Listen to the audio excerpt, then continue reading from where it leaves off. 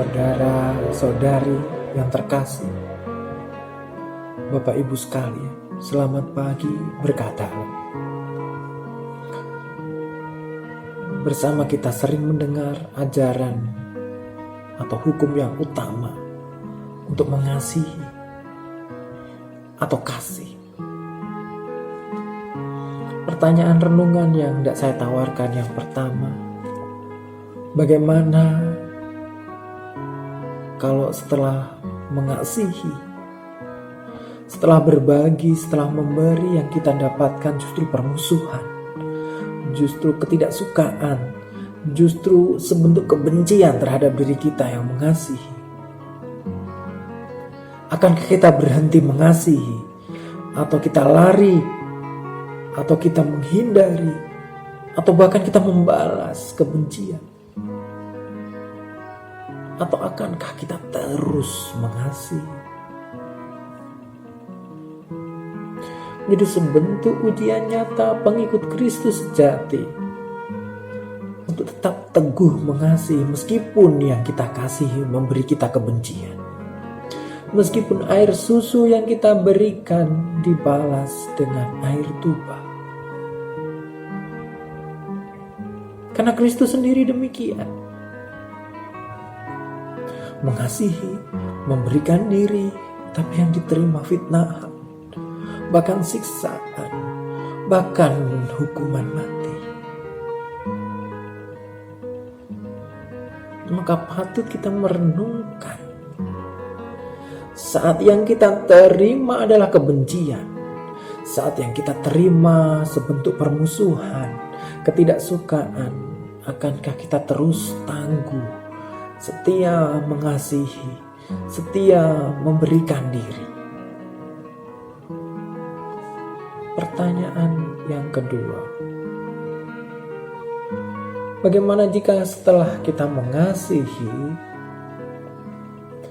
namun kemudian kita sadar bahwa kasih kita itu adalah sebentuk egoisme diri, sebentuk pemenuhan kebutuhan kita akan pujian, akan penghargaan, akan penghormatan, akan apresiasi.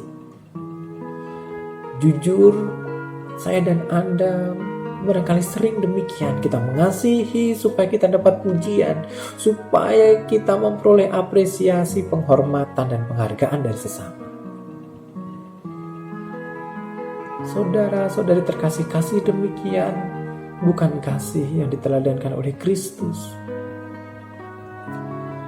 Kasih demikian adalah kasih seperti seorang anak-anak yang belajar rajin supaya dapat permen. Seperti anak-anak yang berusaha mendapatkan ranking baik supaya dapat sepeda. Kasih kita, pengikut Kristus sejati, adalah kasih seorang dewasa yang tidak mengharap imbalan, yang tidak mengharap sesuatu baik untuk kebutuhan kita, akan pujian, akan penghargaan. Anthony de Mello mengatakan, kasih yang tulus adalah kasih yang spontan, yang dimana kita tergerak tiba-tiba untuk memberikan diri, untuk berkorban. Seperti saat kita berada di jalan, tiba-tiba kita melihat ada korban kecelakaan. Lalu kita turun dari mobil atau motor kita dan kita menolong segera tanpa banyak berpikir, tanpa banyak menimbang. Itulah kasih yang tulus.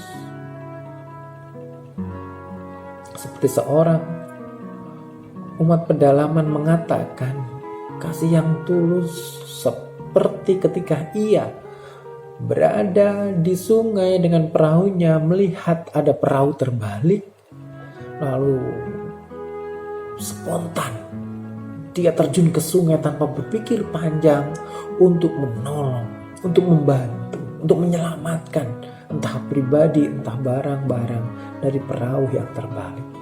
Itulah kasih yang tulus. Adakah kasih yang tulus demikian mewarnai hari-hari hidup kita? Karena Kristus sendiri penuh ketulusan dalam mempersembahkan diri, penuh ketulusan dalam mengasihi. Kemuliaan kepada Bapa dan Putra dan Roh Kudus, seperti pada permulaan, sekarang, selalu, dan sepanjang segala abad. Amin.